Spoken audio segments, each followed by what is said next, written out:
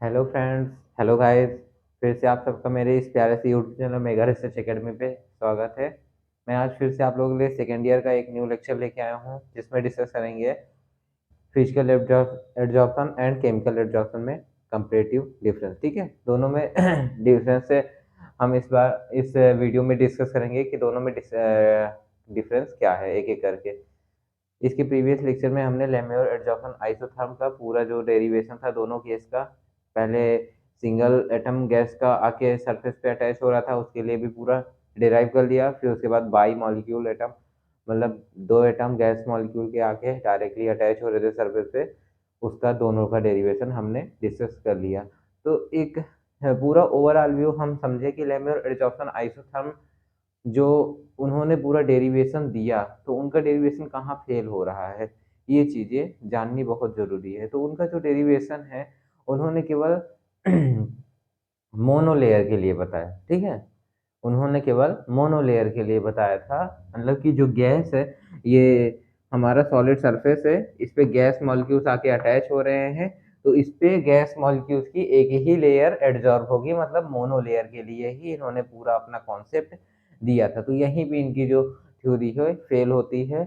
इसके बाद इनके आगे जो साइंटिस्ट आते हैं, बेट थ्योरी जो है, ठीक है, तो उन्होंने फिर मल्टी लेयर के लिए अपना कॉन्सेप्ट दिया था, इन्होंने केवल मोनो लेयर के लिए बताया था, इसीलिए इनका जो कॉन्सेप्ट होगा यहीं पे फेल हो गया था। ठीक है, तो इन्होंने केवल मोनो लेयर के लिए पूरा फॉर्मूला बताया था, लेकिन हाँ, किसी भी साइंटिस्ट का जो भी थ्योरी है, जो भी डेरिवेशन है, वो गलत नहीं माना जाता है।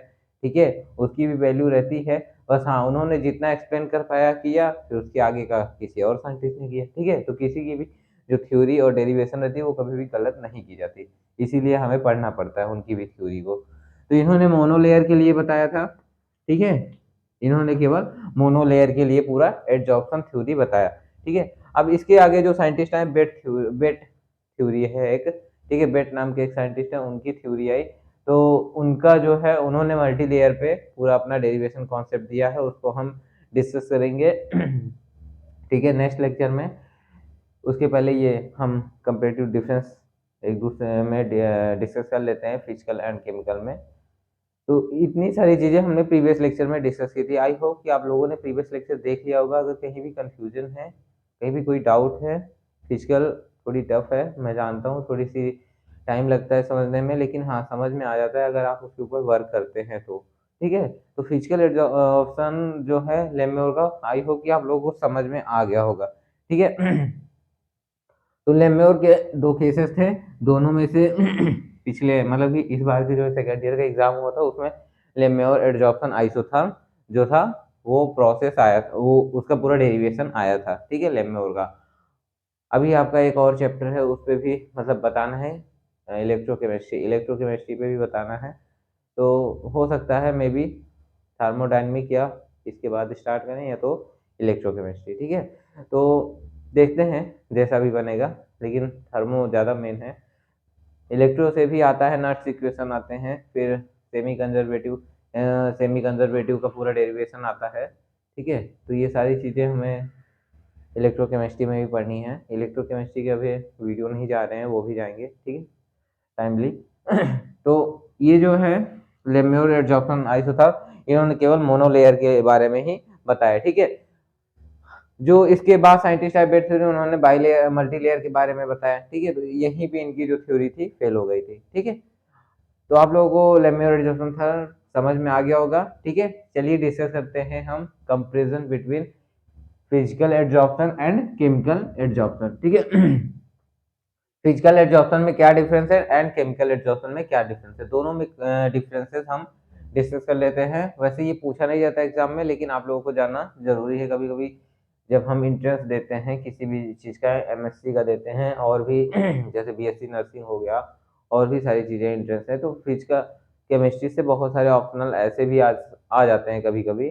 नहीं, वैसे तो न्यूमेरिकल बेस पे भी क्वेश्चन आते हैं फिजिकल में। ठीक है तो physical adsorption and chemical adsorption पे हम इसका डिफरेंसेस डिस्कस कर लेते हैं। चलिए एक एक करके डिस्कस करते हैं बिना टाइम वेस्ट किए हुए। ठीक है, जो पहला कॉन्सेप्ट है इनका, पहला डिफरेंस क्या है, मतलब कि फिजिकल एंड केमिकल एडजॉर्प्शन पहला डिफरेंस क्या है, weak force of attraction is present. जो फिजिकल एड्जॉर्प्शन है, फिजिकल जो कि नेचर में होता है, फिजिकल एड्जॉर्प्शन के लिए कोई भी मतलब कि हम फोर्स नहीं करते हैं, फिजिकल एड्जॉर्प्शन ये नेचुरली होता है। तो ये जो होता है इसमें weak force of attraction is present, ठीक है। इसमें जो अट्रैक्शन होता है वीक फोर्स होता है, मतलब कि इसका जो अट्रैक्शन होता है वीक होता है, इसमें कोई स्ट्रॉन्ग अट्रैक्शन नहीं पाया जाता है फिजिकल एड्जॉर्प्शन में। इसमें जो एड्जॉर्प्शन होता है गैस के मॉलिक्यूल्स आके सरफेस पे अटैच हुए हैं, ठीक है, तो इनके बीच में जो अट्रैक्शन होगा वो स्ट्रॉन्ग अट्रैक्शन नहीं होता है, ठीक है। अब केमिकल एड्जॉर्प्शन देखेंगे, there is chemical force like covalent, ठीक है। यहाँ पे जो फोर्स होगा, ठीक है, यहाँ पे जो केमिकल एड्जॉर्प्शन है केमिकल फोर्स लगेगा, ठीक है, तो केमिकल फोर्स स्ट्रांग होता है, ठीक है। फिजिकल एड्जॉर्प्शन के अपेक्षा जो केमिकल एड्जॉर्प्शन होता है उसमें केमिकल फोर्स लगता है, तो केमिकल फोर्स स्ट्रांग होता है, ठीक है। तो केमिकल फोर्स में कौन सा फोर्स लगता है, लाइक कोवेलेंट, जैसे कोवेलेंट बॉन्ड क्रिएट होता है दो मॉलिक्यूल के बीच में, दो एटम्स के बीच में, तो उसमें जो फोर्स क्रिएट होता है तो वही फोर्स यहाँ पे केमिकल एड्जॉर्प्शन में लगता है, ठीक है। तो ये पहला डिफरेंस हो गया। अब चलिए दूसरा डिस्कस कर लेते हैं, equilibrium distance between adsorbent and adsorbent is 30 to 17 1300 to 1700 picometer, ठीक है। Equilibrium distance between adsorbent and adsorbent, ठीक है, इज 3000 टू 1700 पिकोमीटर।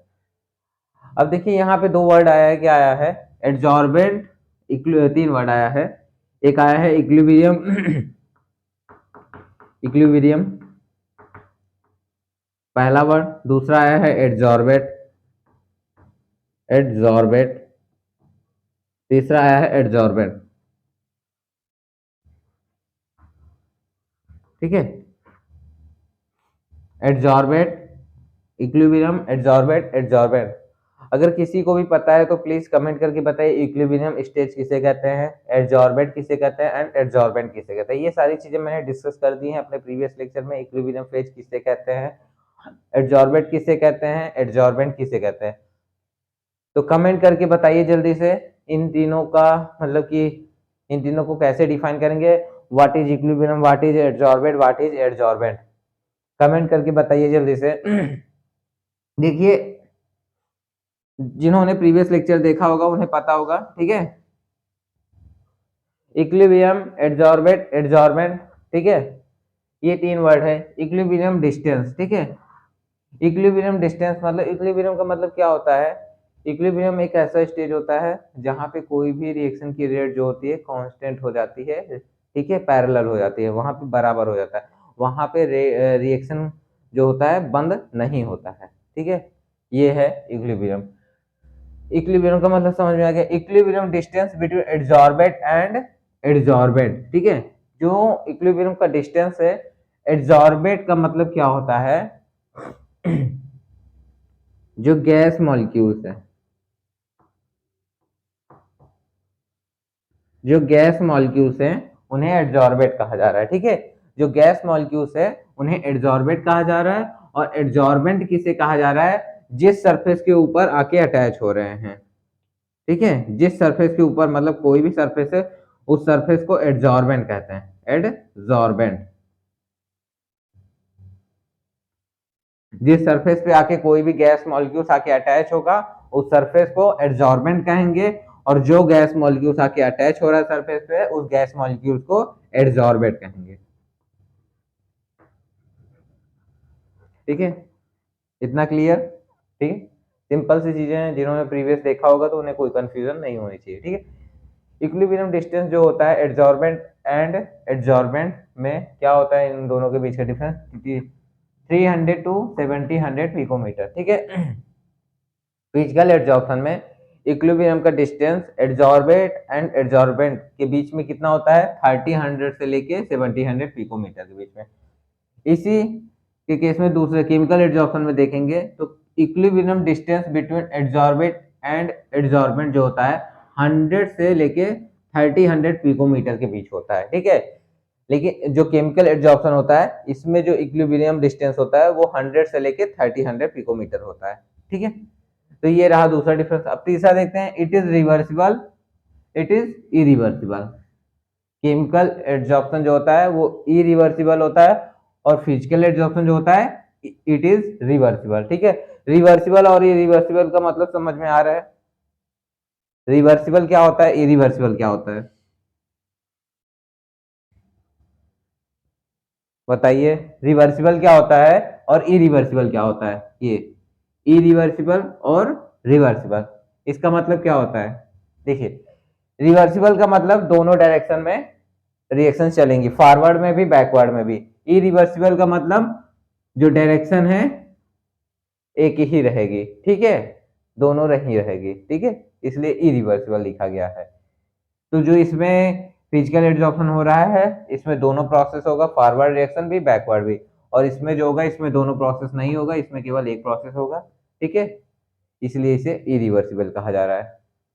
तो इसका तीसरा डिफरेंस हो गया। अब चौथा देखते हैं, identity of adsorbent and adsorbent is maintain. Physical adsorption में क्या होता है, जो आइडेंटिटी होती है एड्सॉर्बेंट एंड एड्सॉर्बेंट की, ये मेंटेन रहती है। आइडेंटिटी मतलब इनकी पहचान, ठीक है, जो इनका जो खुद का आइडेंटिटी है ये लूज नहीं होती है फिजिकल एड्सॉर्प्शन में। फिजिकल एड्सॉर्प्शन में जैसे कोई भी एड्सॉर्बेंट है, कोई भी एड्सॉर्बेंट है, ये आपस में आके अटैच हो रहे हैं वीक फोर्स के थ्रू, तो ये अपनी आइडेंटिटी लूज नहीं करते हैं, मेंटेन बनाए रखते हैं, ठीक है। लेकिन जो केमिकल एड्सॉर्प्शन होता है उसमें क्या होता है, both loss their identity. Chemical adsorption में क्या होता है, कोई भी एड्सॉर्बेंट है और कोई भी एड्सॉर्बेंट है, ठीक है, उसमें अगर मतलब कि वो आके अट्रैक्ट होंगे एक दूसरे से, एड्सॉर्प्शन का प्रोसेस होगा, तो वहां पे क्या होगा, एड्सॉर्बेंट एंड एड्सॉर्बेंट दोनों अपनी आइडेंटिटी लूज कर देंगे, मतलब उनकी कोई पहचान नहीं रह जाएगी, ठीक है, उनको हम विजिबल नहीं कर पाएंगे कि ये एड्सॉर्बेंट है और ये एड्सॉर्बेंट है, ठीक है, दोनों अपनी आइडेंटिटी लूज कर देते हैं केमिकल एड्सॉर्प्शन में, ठीक है। अब चौथा क्या है, पांचवा क्या है, नॉन स्पेसिफिक और ये हाई स्पेसिफिक होते हैं, ठीक है, ये नॉन स्पेसिफिक होते हैं फिजिकल एड्सॉर्प्शन, और केमिकल एड्सॉर्प्शन जो होता है हाई स्पेसिफिक होता है, ठीक है। अब छठवा क्या है, low value of enthalpy change about 20 to 80 kilo joule प्रति मोल, ठीक है। अब इसमें क्या है, high value of enthalpy change is about 80 to 240 kilo joule प्रति मोल, ठीक है। अब इसमें जो एंथैल्पी है, ठीक है, एंथैल्पी, ठीक है, low value of enthalpy change about 20 to 80 KG प्रति मोल, ठीक है, मतलब कि जो एंथैल्पी की इनकी वैल्यू है, वो low value of enthalpy change होते हैं अबाउट 20 to 80, ठीक है, इतना ही होता है इसमें। इंथैल्पी का मतलब क्या होता है, इंथैल्पी, ठीक है, मतलब हीट का एक्सचेंज, ठीक है, जो एनर्जी का एक्सचेंज होता है, ठीक है, एंथैल्पी मतलब जो एनर्जी रिलीज होती है वही चीज इंथैल्पी का मतलब, ठीक है, जो एनर्जी है वो हम जो एनर्जी रिलीज हो रही है, ठीक है, उसकी जो इंथैल्पी है वो लो वैल्यू ऑफ इंथैल्पी, उसकी वैल्यू 80 टू 20 to 80 केजी प्रति मोल होगी फिजिकल एड्सॉर्प्शन में, ठीक है। लेकिन केमिकल एड्सॉर्प्शन में क्या हो जाएगा, यहाँ पे high value of enthalpy change होगी, इसकी क्या हो जाएगी 80 टू 240, ठीक है। इसमें जो एंथैल्पी की वैल्यू होगी वो हाई हो जाएगी केमिकल एड्सॉर्प्शन में, लेकिन यहाँ पे जो एंथैल्पी का चेंज होगा वो लो रहेगा, ठीक है, 20 to 80। इतना समझ में आया? अब देखिए आगे वाला क्या है difference, no activation energy require, no activation energy require, और यहाँ पे एक्टिवेशन एनर्जी इज नीडेड।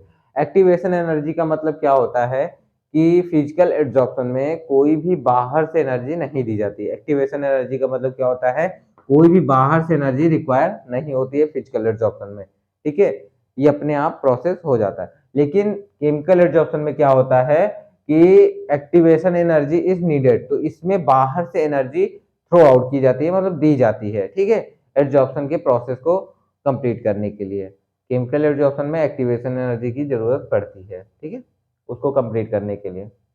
अब अगला डिफरेंस क्या है, increases with increasing pressure, rate increases with, मतलब कि यहाँ पे रेट लिखा है ना, तो यहाँ पे भी आगे रेट रहेगा, rate increases with increasing pressure, ठीक है। जो एड्सॉर्प्शन की रेट होती है, अगर प्रेशर को इंक्रीज करेंगे तो एड्सॉर्प्शन का प्रोसेस इंक्रीज होता है फिजिकल एड्सॉर्प्शन में। ये सारी चीजें हमने प्रीवियस सेक्शन में डिस्कस की है, ठीक है। लेकिन केमिकल में क्या होता है, रेट डिक्रीजेज और इंक्रीजिंग टेम्परेचर, ठीक है। जो इसकी रेट होती है केमिकल एड्जॉर्प्शन की, अगर हम यहाँ पे टेम्परेचर बढ़ा देंगे तो यहाँ पे जो रेट है केमिकल एड्जॉर्प्शन की वो घट जाएगी, ठीक है। अगला डिफरेंस क्या है, मल्टी लेयर फेनोमेना, ठीक है। Physical adsorption multi layer phenomena होता है, अभी मैंने बताया, बेट नाम के एक साइंटिस्ट है, उन्होंने मल्टी लेयर फेनोमेना बताया, मल्टी लेयर का एड्जॉर्प्शन, ठीक है। तो ये मल्टी लेयर फेनोमेना होता है, और जो केमिकल एड्जॉर्प्शन होता है ये यूनिलेयर फेनोमेना होता है, मतलब सिंगल लेयर का इसमें एड्जॉर्प्शन होता है, ठीक है। अब लास्ट क्या है difference, kinetics of physical adsorption is explain by BET equation, kinetics of physical adsorption, ठीक है। जो physical kinetic of physical adsorption का जो एक्सप्लेनेशन है वो बेट इक्वेशन में किया गया है, ठीक है। लेकिन यहाँ पे जो काइनेटिक ऑफ फिजिकल एड्जॉर्प्शन है वो एक्सप्लेन किया गया है लेम्योर के द्वारा, लेम्योर एड्जॉर्प्शन आइसोथर्म, ठीक है। लेम्योर एक साइंटिस्ट हैं, उनके द्वारा किया गया है, ठीक है। तो आई होप कि ये जितना भी डिफरेंस है आपको समझ में आ गया होगा, कहीं भी कोई कंफ्यूजन है तो प्लीज बताइएगा, ठीक है। तो इसमें ज़्यादा कुछ है नहीं, ये डिफरेंसेस सिंपली है, अगर कहीं भी कोई कंफ्यूजन है तो प्लीज़ कमेंट कीजिएगा। तो ये सारे रहे इसके difference, physical adsorption and chemical adsorption, ठीक है। तो ये आपका कंप्लीट हुआ, आप लोग इसे राइट डाउन कर लीजिए, ठीक है। तो ये आपका physical adsorption and chemical adsorption complete होता है।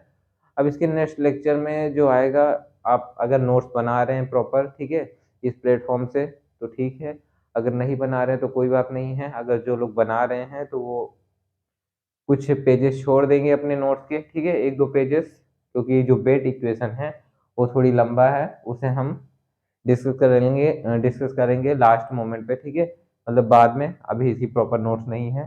तो बेट इक्वेशन हम डिस्कस करेंगे बाद में, इसके बाद हम डिस्कस करेंगे थर्मोडायनेमिक या तो इलेक्ट्रोकेमिस्ट्री, दोनों में से कोई भी चैप्टर स्टार्ट हो सकता है, ठीक है। तो ये है जो चैप्टर का आप लास्ट टॉपिक समझ सकते हैं, मान सकते हैं, लेकिन लास्ट टॉपिक है नहीं, अभी इसके बाद ये बेट इक्वेशन है, ये कराया जाएगा आप लोगों को, ठीक है। अभी तक के लिए आप इस सरफेस फेनोमेना सरफेस केमिस्ट्री में इतना राइट डाउन करके अपने नोट्स कंप्लीट कर लीजिए, फिर उसके बाद नेक्स्ट लेक्चर में आपको थर्मोडायनेमिक या इलेक्ट्रोकेमिस्ट्री का वीडियो मिलेगा, ठीक है। तो ये लेक्चर यहीं पे खत्म होता है, chemical adsorption and physical adsorption में डिफरेंस कंपैरिजन क्या है, ठीक है। तो यहाँ से ज़्यादा क्वेश्चन नहीं बनते हैं, आप लोगों को बस इसे जानना चाहिए, ठीक है। कुछ है नहीं, कुछ मोस्ट टॉपिक हैं, पॉइंट्स हैं जहाँ से ऑप्शनल क्वेश्चन बन सकते हैं, ठीक है। तो ये लेक्चर यहीं पे ख़त्म होता है, अगर वीडियो समझ में आए तो प्लीज़ चैनल को सब्सक्राइब कीजिए, लाइक कीजिएगा एंड शेयर कीजिए। Thanks for watching this video.